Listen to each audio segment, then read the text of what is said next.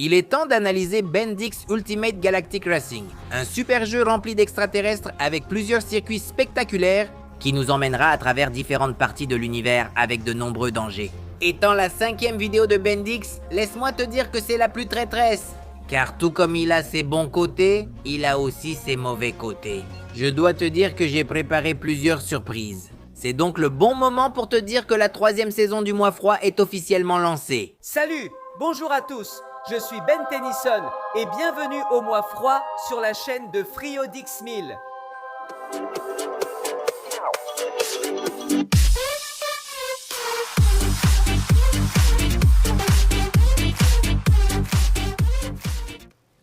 Bendix Galactic Racing était unique, un jeu vidéo sans histoire linéaire. Même si sa version DS avait quelque chose de semblable, ce serait une insulte de le prendre au sérieux, car son histoire finit par être pauvre et dénuée de sens. En réalisant la vidéo, je pensais qu'un jeu vidéo sans histoire serait l'un de ses plus grands défauts. J'ai réalisé qu'un jeu de course n'a pas vraiment besoin d'histoire. Ce n'est pas Crash de course mais un Mario Kart, tu dois juste choisir un personnage. Une voiture et c'est parti pour courir à travers tout l'univers.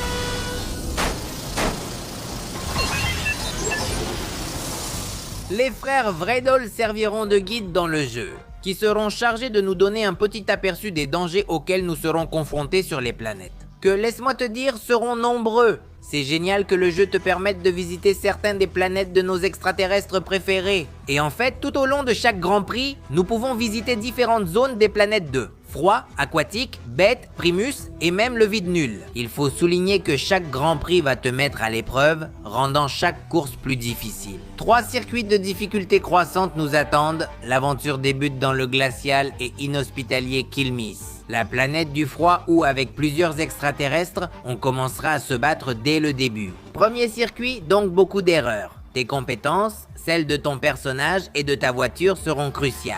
Parce que le jeu nous trompe. Sur Poisson, la planète aquatique, le drift sera super important, car si on le fait bien, cela nous permettra de remplir une jauge qui nous donnera une impulsion pour repartir avec plus de vitesse. Tu te sentiras comme Vinetton sur cette piste, mais sur Vulpin, la réalité te rattrapera vite. C'est l'une des pistes les plus difficiles du jeu, où tes faibles compétences au volant et en drift vont te causer des problèmes. En bref, les extraterrestres vont abuser de toi. Tu sais, je dirais abus. Les jeux de course ont une capacité admirable à ruiner une carrière, avec les fameux jokers aléatoires qui jouent avec notre chance, parfois en notre faveur, parfois contre nous. Dans Galactic Racing, ils prennent la forme du symbole de l'Omnitrix. Les meilleurs pour moi sont le Mou Suprême, qui libère tous les pouvoirs et te rend immunisé contre tout type de menace. L'Omnisplash de menace aquatique, qui est une attaque téléguidée qui fera voler tes ennemis dans les airs. Le Way Bigger de très grand, qui te permet de réduire de moitié tous les autres coureurs sur la piste et de diminuer leur vitesse maximale. Ou l'incroyable Enemy Vein de Wildvine qui a créé un mur de lierre sur la piste, ce qui est assez difficile à franchir. C'est possible, à titre d'information, en contournant, tu peux t'en sortir. Il existe d'autres types de pouvoirs qui sont moins efficaces que d'autres, mais qui servent quand même à te gâcher la course. Comme l'impulsion électromagnétique de Lodestar qui touche tous ceux à proximité. Le spectre de Heat Blast qui aveugle temporairement avec un arc-en-ciel de l'enfer. Ou quelques morceaux de diamant, de faux symboles de l'Omnitrix et des restes de Gooba insectoïdes qui te feront perdre la trace. Tous ces éléments sont excellents et se sont parfaitement adaptés aux extraterrestres de Ben. Même si certains ne sont pas dans le jeu vidéo, leurs pouvoirs sont bien représentés. En ce qui concerne les personnages du jeu, il nous en présentera 15. Au départ, nous ne les aurons pas tous, mais nous pourrons les débloquer au fil des Grands Prix. Ici, nous aurons l'occasion d'utiliser 3 suprêmes, Humongozor, Echo Echo et enfin les débuts de Cannonbolt. C'est le seul alien qui peut descendre de sa voiture? Ben et Kevin se joignent à Vilgax et Fantasmatico. Maintenant, parmi les aliens normaux, nous avons Flamme, 4 bras, Glacial, Flamme des marais, Singe araignée, Ampéry et Fast Track, l'alien le plus incompris de Bendix. Je t'aime. Je t'avais déjà dit que ce jeu est trompeur. Celui-ci nous offre le premier Grand Prix, en nous laissant finir premier dans presque toutes les courses. Celui-ci nous fait croire qu'on est assez bon pour affronter les autres défis, et laisse-moi te dire que non. Les circuits deviennent plus difficiles, les adversaires deviennent plus coriaces, l'univers se ligue contre toi pour te donner une bonne leçon. Il devient de plus en plus difficile de finir premier, et si cela ne suffisait pas, on nous présente le circuit du vide absolu. Une beauté qui va te rendre fou, tout est fait pour te déstabiliser. C'est le défi que tu attends en tant que pilote extraterrestre. On ne revient à Primus que pour se prendre la porte en pleine figure, mais ce n'est pas grave. On reçoit le trophée de la 3e place et on continue. Ou du moins, on essaye. Le jeu nous dit qu'on ne peut pas continuer en étant des tangos. C'est un très bon point. À un moment du jeu, il exige des conditions, comme finir premier sur certaines pistes, ou avoir un nombre spécifique de trophées en première place, ce qui t'obligera à revenir à tes débuts. Mais cette fois, tu n'y retournes plus en débutant, mais pour perfectionner tes compétences et découvrir des astuces qui t'échappaient, comme l'usage de pouvoirs d'attaque et de défense communs à tous les personnages, ou débloque des voitures et personnages utiles pour les prochaines courses. Le jeu permet de le recommencer autant de fois que tu veux sans ennui. C'est un plaisir de revenir au début et de mettre une raclée aux autres. La piste, la bande-son, la beauté de chaque circuit deviennent de plus en plus dangereuses, comme les nécrophrygiens de brume glaciale qui veulent te geler, les gaz toxiques de Vulpes qui deviennent de plus en plus fréquents sur les circuits, les cafards volants de Primus et les plantes carnivores compliqueront encore ta course. Et même les gardiens du vide nuls qui, quoi qu'il arrive, te feront prendre un rayon laser. Tout s'assemble pour rendre ça plus épique et faire de toi le maître. Le jeu te plonge complètement dans le bain.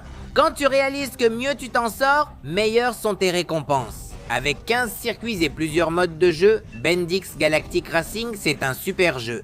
La combinaison de tous les éléments de ce jeu vidéo m'a vraiment surpris. Contrairement à Cosmic Destruction, qui était mon jeu préféré et qui m'a finalement déçu, de ce jeu dont je n'attendais rien, j'ai finalement été surpris. Je lui attribue la 3e place dans la liste des meilleurs jeux de Bendix. Puisque je pense que c'est le premier résumé qui n'a rien de mauvais, ou du moins, je n'y ai rien trouvé de mauvais. Tu le mettrais plus haut que Cosmic Destruction ou tu penses qu'il est à une bonne place? Je te lis dans les commentaires. Le jeu suivant est le premier de Bendix Omniverse que malheureusement, je n'ai jamais fini de jouer.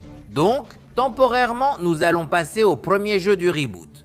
Un super jeu que j'ai rejoué l'autre jour et qui m'a vraiment beaucoup surpris.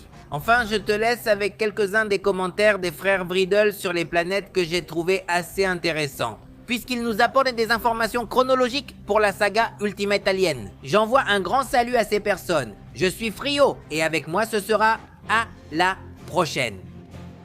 Au revoir.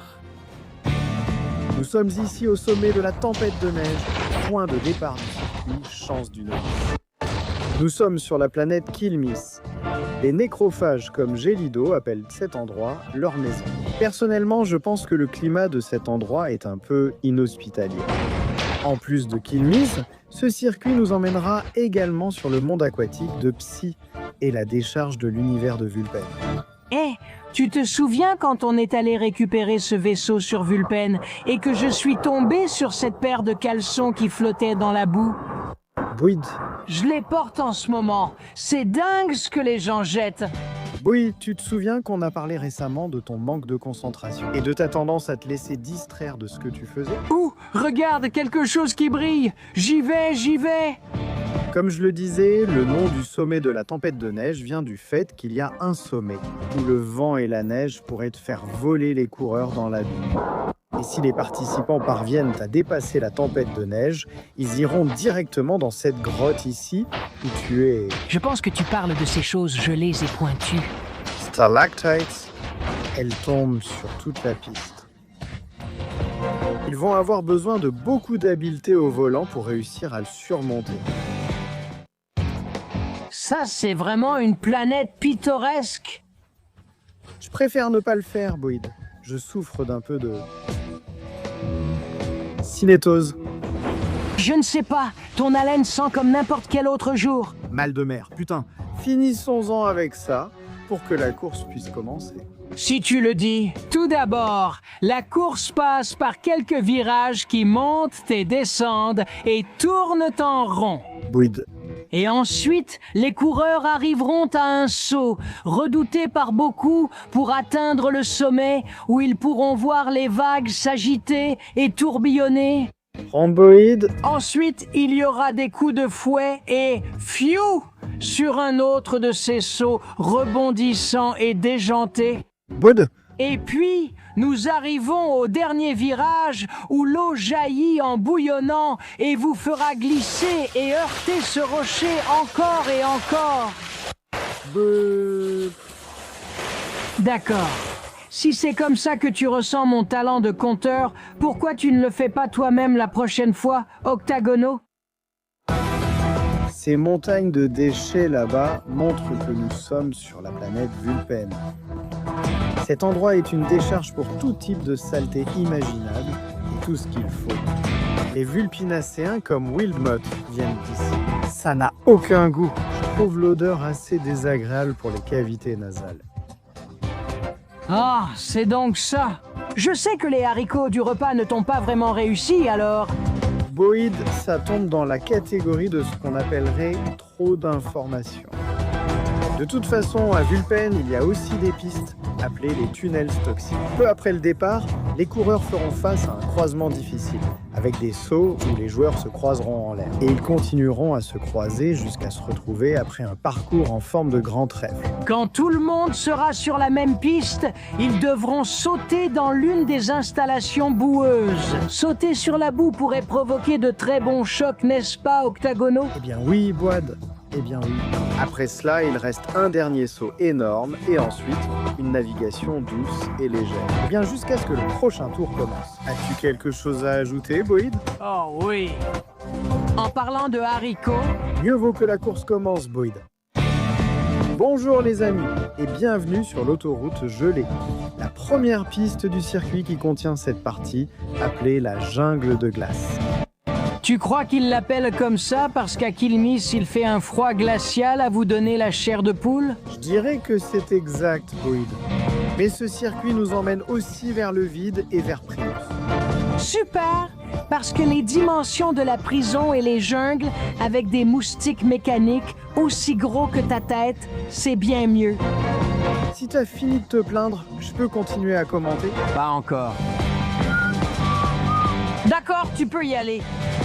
Bien, donc la partie la plus compliquée de ces montagnes russes, ce sont ces rampes de saut. Si vous appuyez sur le détonateur, vous irez en haut et en bas. Et si tu en prends une pendant qu'elle est en haut, tu pourras atteindre le raccourci. Mais si quelqu'un appuie sur le détonateur pendant que tu sautes, eh bien disons que le résultat est assez évident parce que la chute t'entraînera vers ta perte et tout ça. Le vide, une dimension créée par les Galvanes pour en faire une immense prison. Cet endroit abrite ses collègues si désagréables que des gens comme toi et moi demanderaient l'aide des plombiers. Ou ils peuvent nous demander de l'aide à nous si nous arrivons à obtenir notre diplôme à l'Académie des plombiers. Eh bien oui, des choses plus étranges sont déjà arrivées. Or, ce que vous ne savez peut-être pas, c'est que dans le vide se trouvent aussi certaines des pistes de course les plus prestigieuses de la galaxie. Parmi elles, nous avons la base de forage. La piste est parfois un champ de force, d'autres fois un astéroïde, mais il est toujours difficile de s'y accrocher. Oui, c'est aussi très difficile de ne pas en sortir.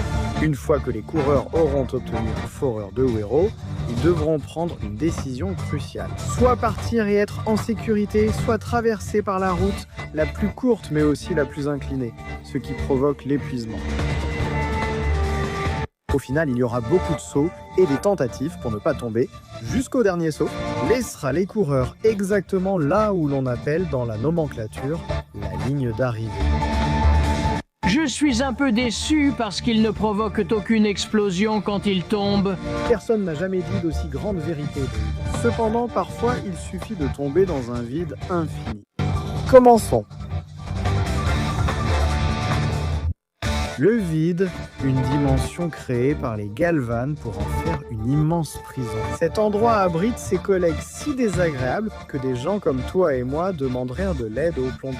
Ou ils peuvent nous demander de l'aide à nous si nous arrivons à obtenir notre diplôme à l'Académie des plombiers. Eh bien oui, des choses plus étranges sont déjà arrivées. Or, ce que vous ne savez peut-être pas, c'est que dans le vide se trouvent aussi certaines des pistes de course les plus prestigieuses de la galaxie. Parmi elles, nous avons la base de forage. La piste est parfois un champ de force, parfois un astéroïde, mais il est toujours difficile de s'y accrocher. Oui, il est aussi très difficile de ne pas en sortir. Une fois que les coureurs auront obtenu un foreur de héros, ils devront prendre une décision cruciale. Soit partir et être en sécurité, soit prendre la route la plus courte, mais aussi la plus inclinée, qui provoque l'épuisement. À la fin, il y aura beaucoup de sauts et des tentatives pour ne pas tomber jusqu'au dernier saut. Laissera les coureurs exactement à ce qu'on appelle dans la nomenclature la ligne d'arrivée. Je suis un peu déçu parce qu'ils ne provoquent aucune explosion quand ils tombent. Personne n'a jamais dit d'aussi grande vérité. Cependant, parfois, il suffit de tomber dans un vide infini. Commençons. Bienvenue de nouveau à Primus, où les participants sont sur le point de faire le tour de la piste connue sous le nom de Par la jungle. Maintenant, beaucoup ont spéculé que Primus est le foyer légendaire du courant de Code.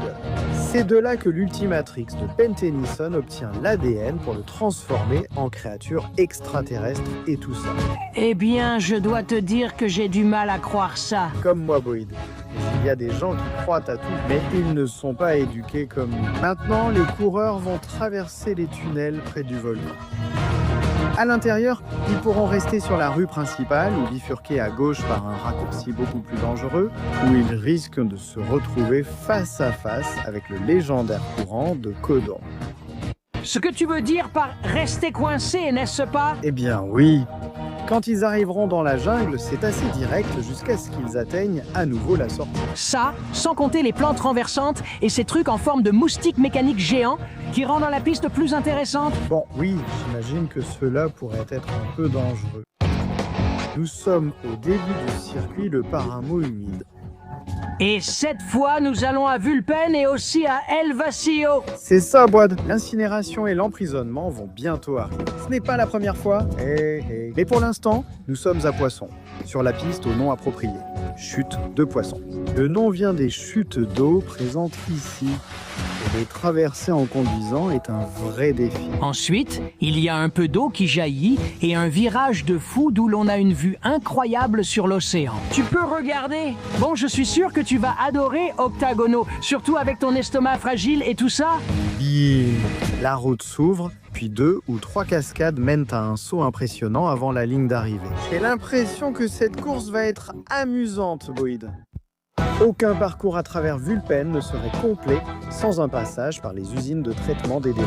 En fait, il n'y a aucun parcours à Vulpen qui n'implique pas une forme quelconque de déchets. Le défi des déchets permet aux coureurs de s'en approcher suffisamment pour en sentir l'odeur. C'est un peu odorant. Dès le début, les joueurs sont confrontés au système d'élimination des déchets. Ils devront esquiver toutes les saletés qui arrivent des autres éboueurs de la planète, tout en conduisant à contresens sur le tapis roulant. Ensuite, mec, tu dois voir ça. Oh, je le sais, il y a cette énorme grue, d'accord? Et ils appuient sur l'interrupteur, et bam, bébé! Et les autres coureurs vont s'envoler dans les airs et tomber hors des bords. Hi, hi, hi! Une énorme explosion! Boyd, on dirait que tu aimes voir les autres souffrir. Qu'est-ce qu'il y a de mal à ça? Courir dans le vide a ce qu'on pourrait appeler c'est haut et c'est bas. Et cela n'est jamais aussi vrai que sur cette piste. Démence dimensionnelle. Les coureurs ne cesseront de faire des vagues dès le début en passant par ces bosses. Dans le virage suivant, ils monteront sur l'astéroïde latéral et redescendront. Hé! Je viens de comprendre ta blague sur les hauts et les bas, octagonaux. C'est parce que la piste est en pente? Ha ha! Très perspicace. Je suis content que mon jeu de mots subtil n'ait pas été ignoré. Mais Boyd, je crains que cette fois-ci la blague soit sur les coureurs. Étant donné qu'ils seront désorientés et que le saut accéléré les déposera directement au milieu des gardiens nuls. Eh bien, il y aura des fusées et tout ce genre de choses. Puis une autre section sinueuse les fera tourner encore avant le dernier saut vers la ligne d'arrivée. Je te le dis, Boyd, le vide n'est pas pour les mauviettes. Nous revenons à Kilmis, les amis. Cette piste s'appelle Toundra Inouï. Explique-leur, Boyd. Enchanté, Octagone. On voit bien que cet endroit n'a pas toujours été le coin gelé de l'univers qu'il est aujourd'hui. Me croiriez-vous si je vous disais qu'il fut un temps où c'était une sorte de paradis tropical? C'est la pure vérité. Toutes les pistes se trouvent sur un océan gelé, qui n'est pas vraiment stable. Il y aura des sauts et des virages dès le début, mais ce sera la partie facile d'un terrain traître. Cette partie-là a l'air bien plus dangereuse. Oui, Boyd. Le contingent de coureurs devra coordonner soigneusement son passage sur ces plaques. Lorsqu'ils réussiront à les traverser, ils devront affronter de plein fouet une vague gelée. Et ensuite, ils devront descendre une zone pleine de virages et de tournants pour revenir exactement à l'endroit où ils ont commencé. Ça va être très amusant à regarder. Nous sommes de retour à P6, sur la piste connue ici sous le nom de l'Agitateur. Qui, par hasard, était le surnom d'Octagono quand nous étions à l'Académie des Plombiers. Je t'ai déjà parlé des commentaires hors sujet, Boad. Ça, je ne sais pas ce que ça veut dire. C'est ça? Oui.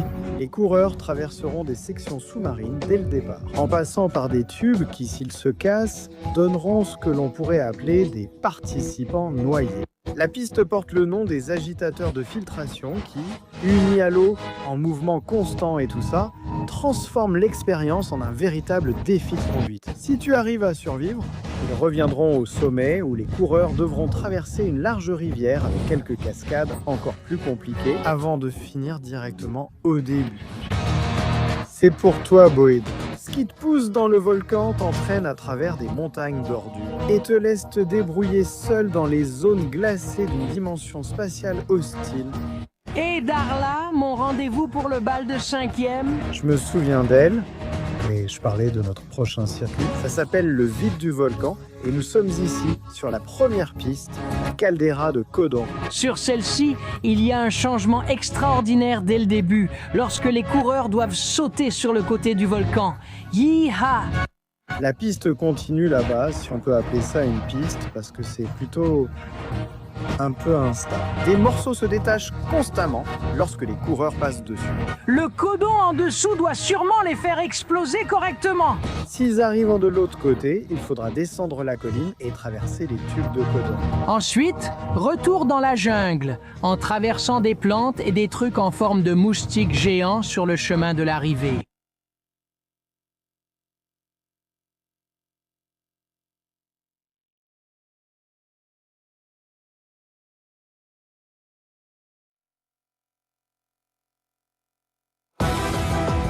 Bataille dans les décombres décrit parfaitement n'importe quelle promenade sur cette planète. Mais c'est aussi le nom de ce circuit en particulier. Ils n'auront pas à attendre longtemps avant d'atteindre le premier bassin de boue. Il y en a beaucoup sur cette planète, beaucoup de boue où s'accrocher. Et crois-moi, tu ne voudras pas oublier de sauter et de tomber dedans. Eh bien, je ne sais pas, mon frère, mais ça paraissait une bonne idée pour refroidir le dessert. Aïe, ne t'inquiète pas.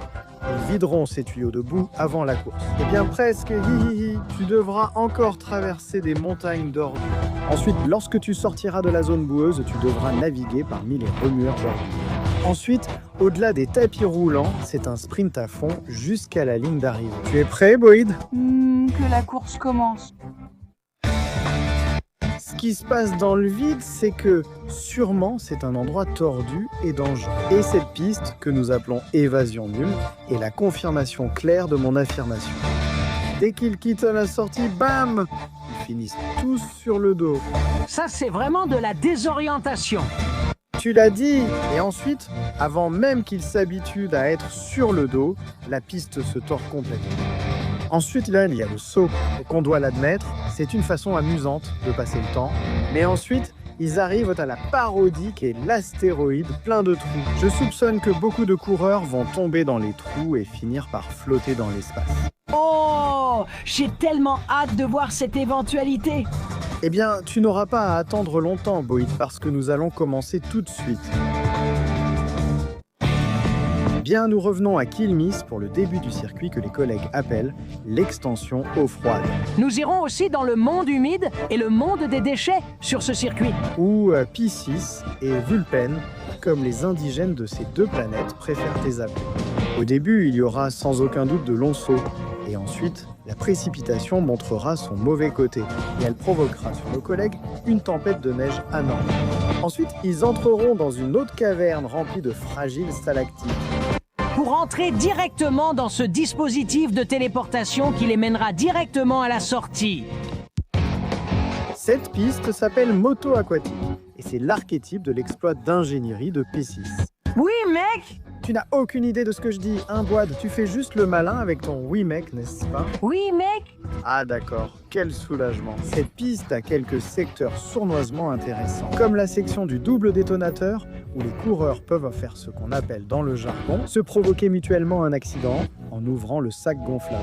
Et avec ces sauts ici, ils atterrissent directement dans l'âge de haut s'ils n'arrivent pas à s'accrocher sur les côtés. Mais le vrai coup dans les parties, pour ceux qui en ont, le générateur de vagues est situé dans ce tunnel. Cette section est en mouvement constant. Alors vous devrez avancer avec prudence. Pour réussir à terminer la course, Mon professeur de conduite m'a précisément dit de ne pas utiliser mes pieds pour conduire, Octagono, même si je suis doué pour ça. c'était ce qu'on appellerait une figure de style, boîte. Non, je le disais sérieusement, je ne mens jamais. Il semble qu'il n'y ait pas que les vulpimanciens qui vivent sur Vulpes. Et vous allez découvrir exactement quoi, étant donné qu'ils vivent sur la piste que nous appelons décharge enchevêtrée. Après plusieurs virages et détours de variété parabolique, la piste vous mènera au croisement du serpent. Serpent vulpin, ouf, ça c'est vraiment quelque chose qui va te faire vaciller. C'est un défi extraordinaire. Les chemins sont surveillés, donc ils sont dangereux. Cette grue est aussi puissante. Si quelqu'un la percute, il recevra une raclée.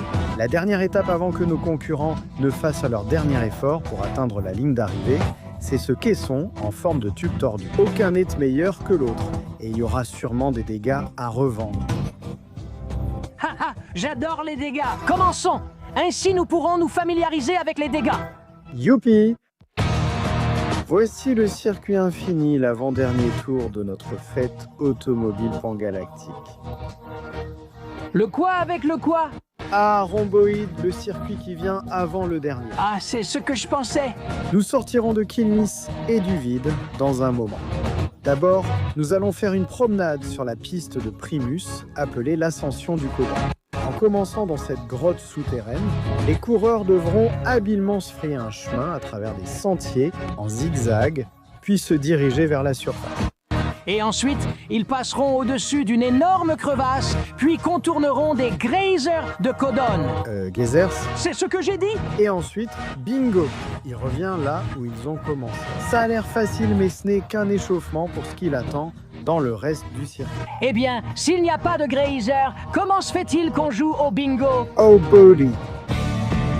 Et nous voilà, mes amis, sur la piste la plus grande et la plus cruelle de tout Kilnis, la vallée nécrophage. Je ne sais pas comment, mais les nécrophages vivent dans cet endroit. Il y a même des villes et tout. Ils volent d'un côté à l'autre malgré tout ce froid, sans broncher. Quels gens bizarres que ces extraterrestres, hein, Octagono? Une observation très perspicace. Oh! Tu es vraiment une bonne personne, Octagone. De rien. Tout commence dans les montagnes, avec un nombre incroyable de virages dans toutes les directions et de sauts. L'un d'eux mènera les coureurs sur un pont de glace, même s'il n'a pas l'air très stable. J'espère que cela causera beaucoup d'abandon. Ensuite, il descend par le tire-bouchon, où l'on peut faire de beaux dérapages si vous aimez ce genre de choses. Parce que si tu n'es pas doué pour les dérapages, tu ferais mieux d'être doué pour les collisions. Youhou! Moi j'adore les baffes. Rien que pour voir de bonnes baffes, ça valait le coup de rester debout dans ce froid de canard. Je ne sens plus mes doigts. Le dernier défi sera de réussir à traverser une meute de nécrophages enragés. Je ne comprends pas leur agressivité. Je sais. Oh boy. Oui. Parce que tout le monde essayait de lire tranquillement et tout ça, jusqu'à ce que ces cartes commencent à passer en faisant du bruit dans la rue. Bien essayé, Boyd, même si je doute que ce soit pour ça. Ils devront traverser les ruines, puis monter vers la montagne où est l'arrivée. Boyd, tu peux baisser la main maintenant. Je ne peux pas, Octagone. Elle s'est figée, mais continue. Et dis-moi si tu as besoin de quelque chose d'autre. Je serai prêt! La folie de El Vacío est un spectacle sur la piste que nous aimons appeler le gant du gardien. Explique-leur, Boyd. Ce sera avec plaisir, Octagono. Au tout début, il y a cette chose qui tourne, comme un tire-bouchon, qui fait tourner les collègues encore et encore. Et ensuite, il y a quelques sauts qui sont plutôt sympas. Même ce saut énorme, qui te fait croire que tu ne vas jamais redescendre. Avec un peu de chance, beaucoup pourraient ne jamais redescendre. Mais ensuite, les gardiens nuls apparaîtront. Si tu n'es pas un bon conducteur, ils finiront par te faire voler en éclats. On ne peut qu'oser rêver d'un tel événement divertissant. Le reste de la course est un raccourci, en plus de quelques lignes droites. Mais les collègues doivent faire le tour complet 3 fois. Heureusement que nous ne faisons qu'annoncer et que nous ne participons pas à la course. J'aime regarder les cartes se percuter et exploser. Et nous aussi, on s'est déjà fait envoyer en l'air, et ce n'est pas aussi drôle qu'on pourrait le croire.